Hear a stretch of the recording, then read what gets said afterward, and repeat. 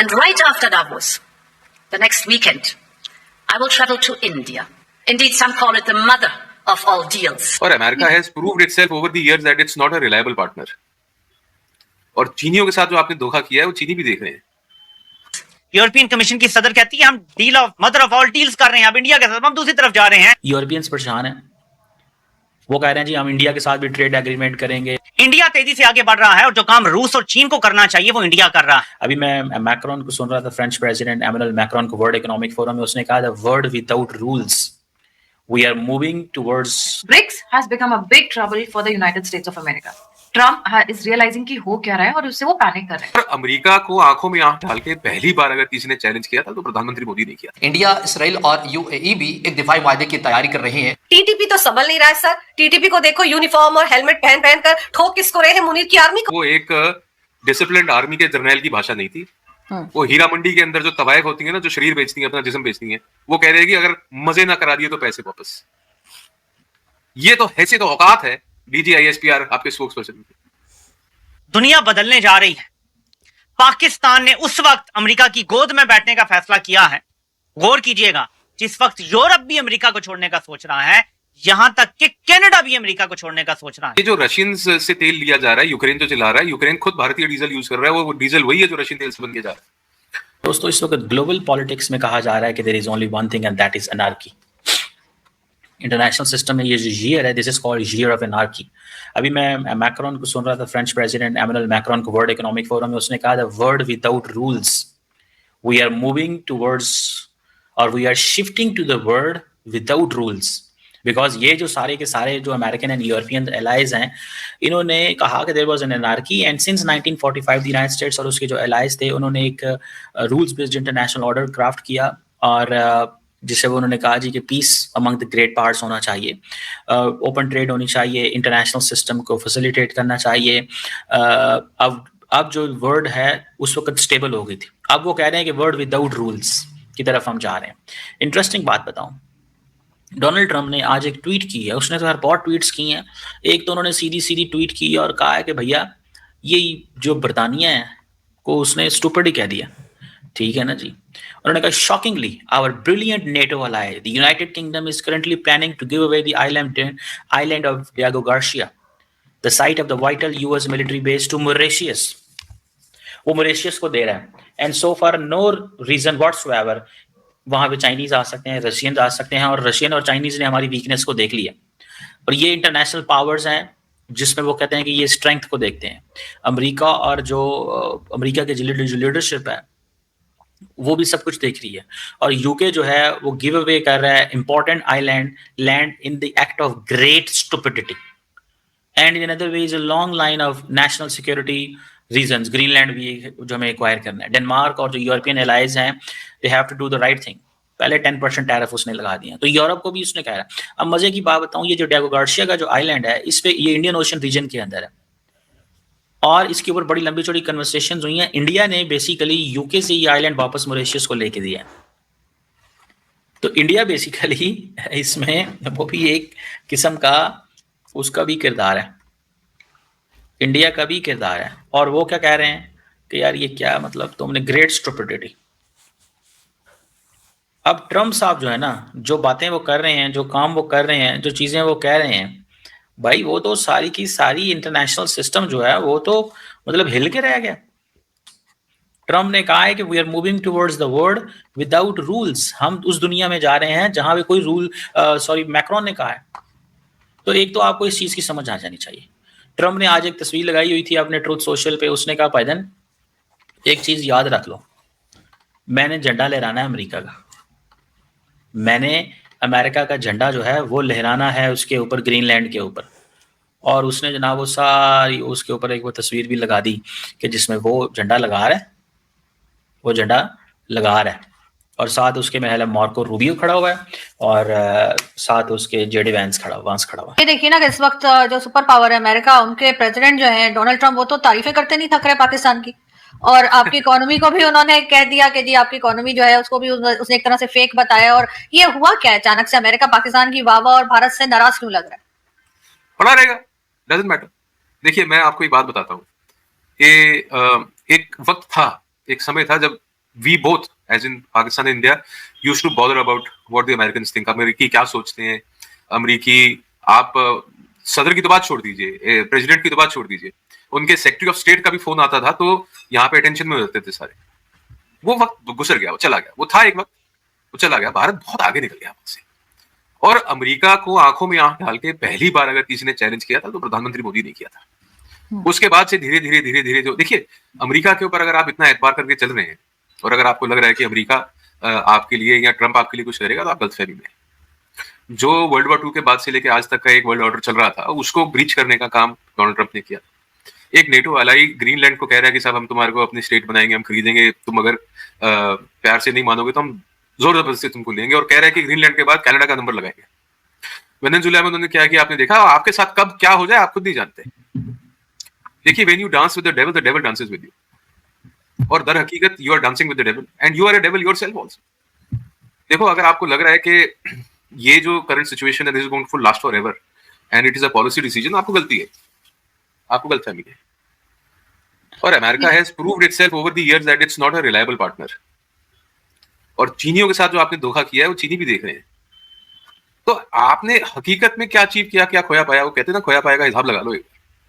What did you achieve, what did you lose? एक बार अगर आप बैठ के उसका खाता जोड़ने, बही जोड़ने बैठेंगे तो आप पाएंगे कि ना वसीले इश्क मिला, ना खुदा, ना अमेरिका का साथ आपको मिलेगा, ना चीन आपके साथ रहेगा। हमारे भी यहाँ पे नेहरू जी के दौर में बड़ा हिंदी चीनी भाई भाई के नारे लगते थे, उसके बाद उन्होंने हमारे पर अटैक किया था। चीन कब आपके ऊपर चढ़ दौड़ेगा आपको पता भी नहीं लगेगा। बहुत पैसा लेके खाया आपने चीन से, निकलवा नहीं पाएगा मगर। सुनिए ईरान, अफगानिस्तान, चीन, देखिए छोड़ दीजिए, ईरान, अफगानिस्तान, चीन, भारत, ये आपके बॉर्डरिंग कंट्रीज हैं। आपकी किससे अच्छी है वो बता दीजिए। आप क्या आप वाकई कह सकते हैं कि चीन के ऊपर पूरा भरोसा रख सकते हैं, या कि आप चीन कल को आपको निकल नहीं जाएगा या आपके कुछ हिस्सों के ऊपर उनकी निगाह नहीं होगी? वो विस्तारवादी सोच के हैं, वो एक्सपेंशनिस्ट सोच के हैं। उनके एक्सपेंशन प्लान्स में आपको लगता है कि कुछ हिस्से जो पाकिस्तान के कंट्रोल में आज हैं उनके नजरों में नहीं है क्या? आपको गलतफहमी है, बहुत जल्दी दूर हो जाएगी। लेकिन मुझे ये बताइए ना कि अमेरिका से तो आपके भी बहुत अच्छे ताल्लुकात चल रहे थे कुछ अर्से पहले तक। डोनाल्ड ट्रंप जब पहले आए थे एज अ प्रेसिडेंट, आपके यहाँ विजिट भी किया था, अब उन्होंने आपको रशियन ऑयल से भी रोक दिया है। आप समझे नहीं, आप समझे नहीं। His to shell pass. Donald Trump को 100 साल का पट्टा लिखवा के थोड़ा आया हुआ है। साल उसका गुजर गया, 3 उसके रह गए। मैं यही तो कह रही हूँ कि अचानक से ट्रंप को क्या हो गया? आपको रशियन ऑयल के लिए भी मना कर दिया है, चाबार पोर्ट पे भी आपको निकाल दिया। कहां से क्या? चाबार पोर्ट के लिए भी कहा जा रहा है ना कि भारत अब काम नहीं करेगा क्योंकि वहां पे सैंक्शंस लग सकती हैं, सैंक्शंस लग सकती हैं, इस किस्म की न्यूज़ भी जब लगेंगे जब देखेंगे, जब लगेंगे तब देखेंगे। The world order is changing Arzoo ji, the world order is changing. आपको लग रहा है कि नयारा एनर्जी ने रूस से तेल लेना बंद कर दिया क्या? नहीं। ये जो रशियंस से तेल लिया जा रहा है, यूक्रेन जो चला रहा है, यूक्रेन खुद भारतीय डीजल यूज कर रहा है, वो डीजल वही है जो रशियन तेल से बन के जा रहा है। यूरोप के अंदर यहां से भारत से तेल जा रहा है भाई। आपके पास क्या है बेचने को? बातें हैं, बड़ी बड़ी बातें, बड़ा पाव खाते, क्या है आपके पल्ले? कुछ नहीं है। तो वो जो बक्सा लेके घूम रहे थे ट्रंप के पास वो क्या था? तो भाई एक बात बताओ, उस बक्से के बाहर क्या है तुम्हारे पास? यार ऐसे होते हैं क्या मिलिट्री के जनरल? वो 5 तारे लगा के घूम रहा है, वो 4 स्टार जनरल से 5 स्टार, एक 6वां और लगा दो उसकी हैसियत के मुताबिक। है तो मतलब 6 वाला ही है ना वो, उसकी हैसियत औकात तो वही है ना। उसको दे दो 6वां तारा, उसको बोलो यार ये छक्के की तरह तुम भी घूमो। क्या तुम क्या बेचते हो भाई? क्या बेचते हो? क्या है तुम्हारे पास? रिफाइन कर सकते हो rare earth? You have the resources. Russian crude जो हेवी क्रूड होता है, सौर क्रूड बोलते हैं जिसको, रशियन क्रूड मंगाया था ना आपने, रिफाइन हुआ आपसे? कुव्वत है? Do you have the technology, do you have the machinery to refine Russian crude? नहीं ना, नहीं कर सकते ना। आप रेयर अर्थ मेटल्स को कर लोगे रिफाइन? तो वो उसके लिए किसी ना किसी कंट्री से बात की जाएगी ना जिनके पास। सुनो मेरी बात, आप बलोचों का माल बेच रहे हो, जो दिखा रहे हो ना उनको कि बलोचों का माल है। वहां पे खैबर के अंदर पठान, नीचे यहाँ पे बलोच। जब भागोगे ना कहां पे गोली मारेंगे, कहां छेद बना देंगे, शरीर में पता नहीं लगेगा। भगा भगा के मारेंगे। आपको क्या लग रहा है कि इट्स सो इजी? बातें करना आसान है आजू जी, डिलीवर करना बहुत मुश्किल है। ये आपका 5 तारा जनरल जो है, ये आसिफ मुनीर, ये मुन्नी भाई, आपको लगता है he will be able to deliver? तो आप मुसल्ला अफवाज जिसको बोलते हो ना, ये ईमान तकवा फी सबीउल्लाह, जिहाद फी सबीउल्लाह, ये मरवाने के लिए आपने फौज पैदा कर रखी है। कोई गाजा में मरेंगे, कोई ईरान में मरेंगे, कोई अफगानिस्तान में मरेंगे। क्या बातें कर रहे हो आप? आपको रियलाइज नहीं हो रहा कि पाकिस्तान की कौम इतनी बेवकूफ है कि पता नहीं लग रहा कि क्या हो रहा है दुनिया में। ये जर्नैल जो आपका है वो कहां की फौज को बेच के आ रहा है। आप DGISPR की प्रेस कॉन्फ्रेंस की बात कर रहे थे, वो आज देखो कितना जोर लगा के कह रहा है कि देखिए जी अफगान दहशतगर्द है, इस मुल्क से निकाल रहे हैं उनको, उस मुल्क से। तुम कौन हो भाई? तुम कौन सा चूरन बेचते हो?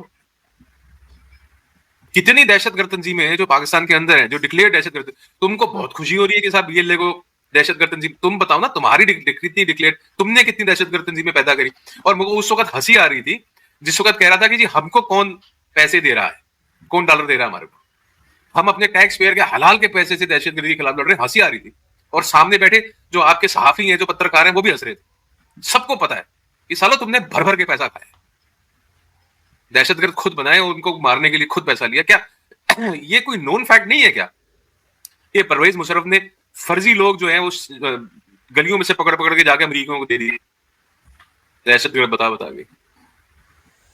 तुमने पैसे नहीं खाए, आज तालिबान को पैसे मिल रहे हैं, तुमको तकलीफ हो रही है।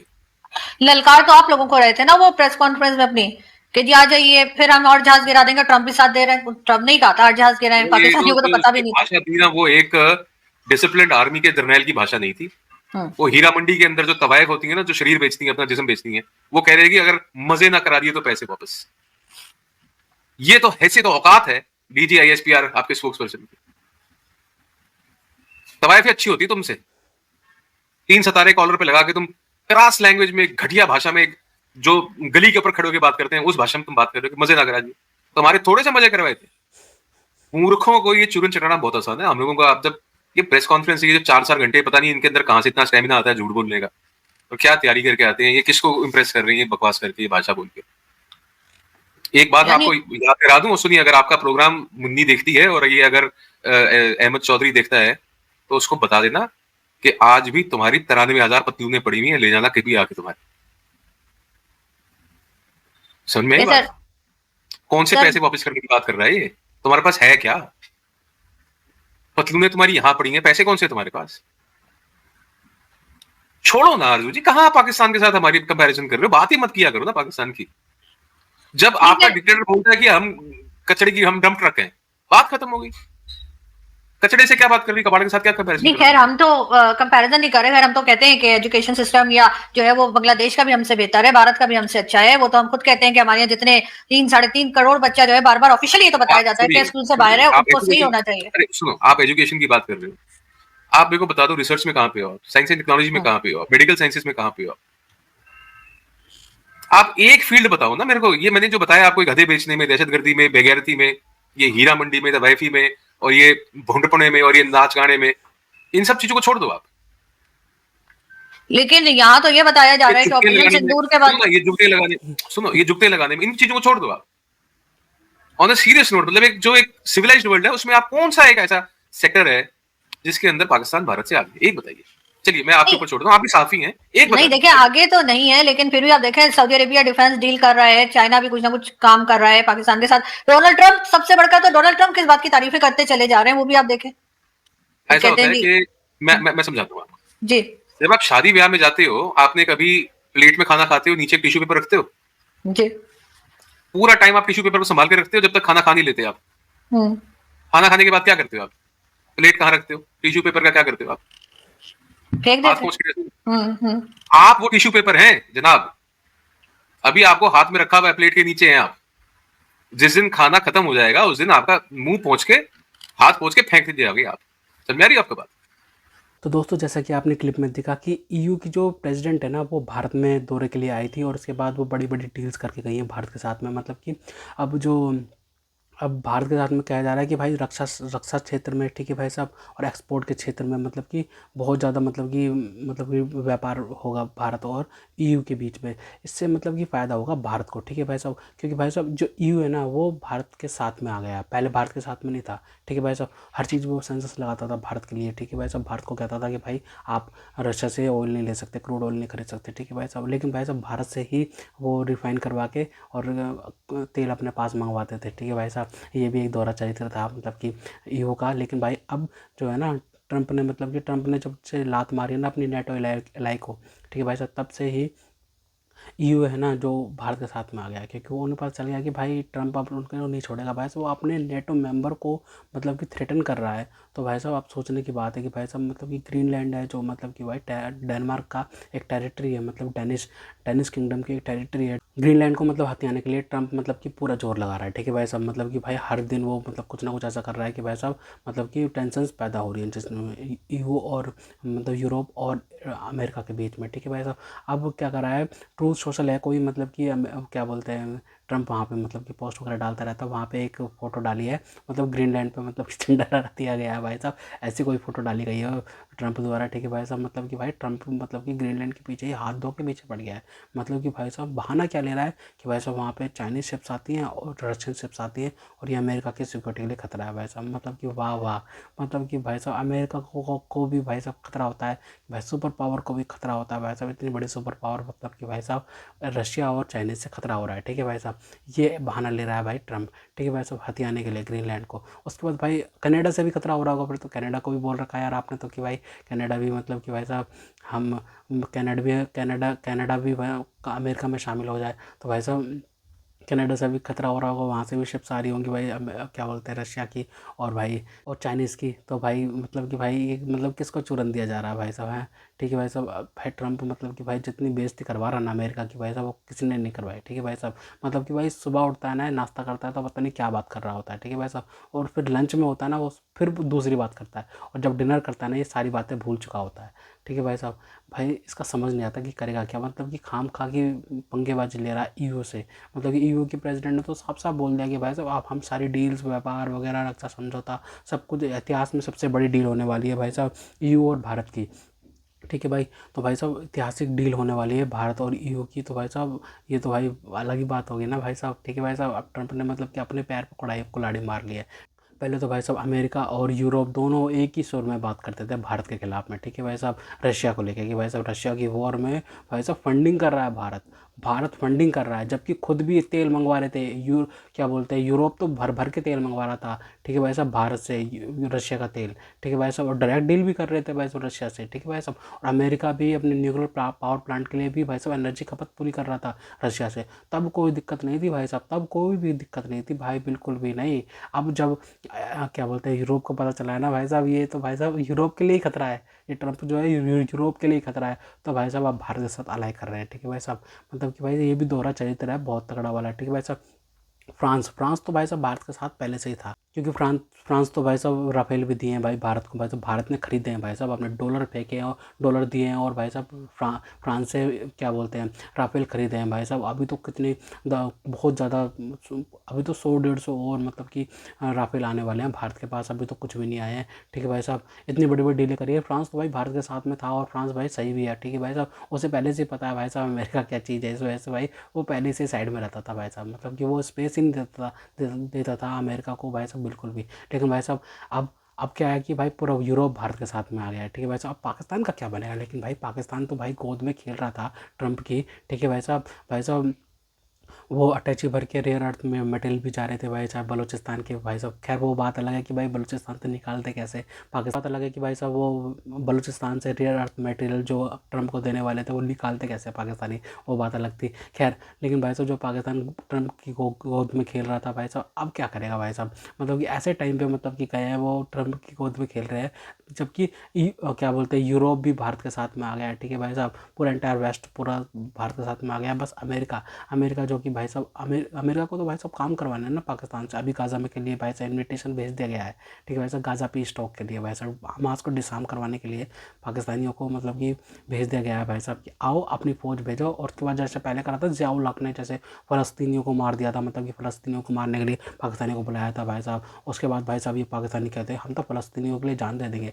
भाई जान देने के लिए जान लेने के लिए पहले से तो बुलाया गया था पहले, ठीक है भाई साहब। अब तुम्हें फिर बुलाया गया है भाई गाज़ा में, ठीक है भाई साहब। वो गाज़ा में पता नहीं अब क्या करेंगे पाकिस्तानी आके भाई साहब। पता नहीं अमेरिका को भी सिर्फ पाकिस्तानी मिलता है भाई साहब अपने गंदे काम करवाने के लिए, ठीक है भाई साहब। ईरान के लिए अभी जो होने वाला है ईरान में भाई साहब, बातें बहुत बड़ी बड़ी आ रही हैं कि भाई ईरान में कुछ भी हो सकता है, तो उसके लिए भी ईरान को भाई स्टैंड बाय बैक कर दिया गया है अमेरिका द्वारा कि भाई साहब अब जैसे हम आए थे ना वॉर ऑफ टेररिज्म के खिलाफ अफगानिस्तान में घुसे थे, वैसे तुमने मदद करी थी, वैसे ही अब ईरान के लिए तुम मदद करोगे हमारी, ठीक है भाई साहब। नहीं तो भाई साहब हमारा पैसा लौटा दो। एड के नाम पे जो पैसा लिया है, ठीक है भाई साहब, फंडिंग के नाम पे जितना पैसा लिया है, ठीक है भाई साहब, अभी जो 2-2 बिलियन की इन्वेस्टमेंट करी है पाकिस्तान में टेक्नोलॉजी में, मतलब कि पैसा वो पता नहीं कहाँ चला गया, समझ ही नहीं आया, ठीक है भाई साहब। वो पैसा भी निकालो, सारा पैसा निकालो, वरना नहीं तो भाई अपनी फौज भेजो। भाई साहब पाकिस्तानी को तो यही है, पाकिस्तानी ऊपर से भी अपने पैर पे कुल्हाड़ी मारते हैं कि भाई साहब दूसरे देशों को सिक्योरिटी देते फिर रहे हैं भाई साहब, मतलब जो गल्फ कंट्रीज है ना उनको सिक्योरिटी देते फिर रहे हैं, अपने दुश्मन बनाते हुए फिर रहे हैं भाई साहब, मतलब कि कोई इन्हें कुछ नहीं करना भाई साहब। IMF से अभी तक जान नहीं छुड़ाई भाई साहब, कोई डील नहीं करनी, कोई एक्सपोर्ट नहीं करना, बाकी भाई साहब ऐसे ही फड्डों में पड़े रहना भाई साहब। अमेरिका तो निकल जाएगा, जैसे अफगानिस्तान से निकल गया, फंस गए तुम, TTP तुम्हें रोज़ ठोक रही है। अब अमेरिका ईरान से भी निकल जाएगा, फिर बस ईरान भी दुश्मन बन जाएगा, फिर से ठोके जाओगे, फिर क्या करोगे? तो वैसे इनको कुछ समझा नहीं सकता। तो खैर दोस्तों, अगर आपको हमारी ये वीडियो पसंद आई हो तो कम से कम व्हाट्सएप पर जरूर शेयर कीजिएगा, साथ साथ चैनल को सब्सक्राइब करके हमारा मनोबल जरूर बढ़ाएगा, ताकि हम आपके लिए ऐसे ही मनोरंजन वीडियोस बनाते रहें। तो गाइस मिलते हैं आपसे अगली वीडियो में, तब तक के लिए जय हिंद।